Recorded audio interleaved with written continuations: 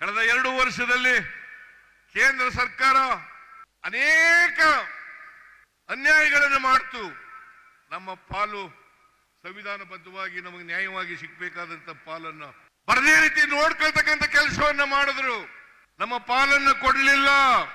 ನಿಜ ಹೇಳಬೇಕು ಅಂತಂದ್ರೆ 15ನೇ ಹಣಕಾಸು ಆಯೋಗದಲ್ಲಿ ನಮಗೆ ನಷ್ಟ, ಪ್ರತಿ ವರ್ಷ ನಷ್ಟ ಆದದ್ದು 13,000 ಕೋಟಿ. 13,000 ಕೋಟಿ.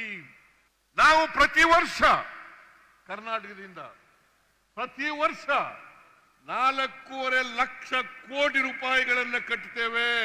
ತೆರಿಗೆ ರೂಪದಲ್ಲಿ 4.5 ಲಕ್ಷ ಕೋಟಿ ರೂಪಾಯಿಗಳನ್ನು ಕೊಡ್ತೇವೆ.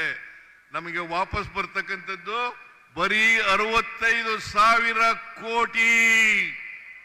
ಪ್ರತಿ ವರ್ಷ 4.5 ಲಕ್ಷ ಕೋಟಿ ರೂಪಾಯಿಗಳನ್ನ ನಾವು ತೆರಿಗೆ ರೂಪದಲ್ಲಿ ಕೇಂದ್ರ ಸರ್ಕಾರಕ್ಕೆ ಕೊಟ್ರೆ ನಮಗೆ ವಾಪಸ್ ಕೊಡ್ತಕ್ಕಂಥದ್ದು ಬರೀ 65,000 ಕೋಟಿ.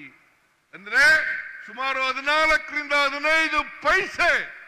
100 ರೂಪಾಯಿ, 1 ರೂಪಾಯಿ ಕೊಟ್ರೆ, ನಾವು 1 ರೂಪಾಯಿ ತೆರಿಗೆ ರೂಪದಲ್ಲಿ ಕೊಟ್ರೆ ಅಥವಾ 100 ರೂಪಾಯಿ ಕೊಟ್ರೆ ಬರ್ತಕ್ಕಂಥದ್ದು 14ರಿಂದ 15 ರೂಪಾಯಿಗಳು ಮಾತ್ರ. ಇಷ್ಟರ ಮಟ್ಟಿಗೆ ಅನ್ಯಾಯ ಆಗ್ತಾ ಇದೆ. ಈ ಅನ್ಯಾಯವನ್ನು ಸರಿಪಡಿಸ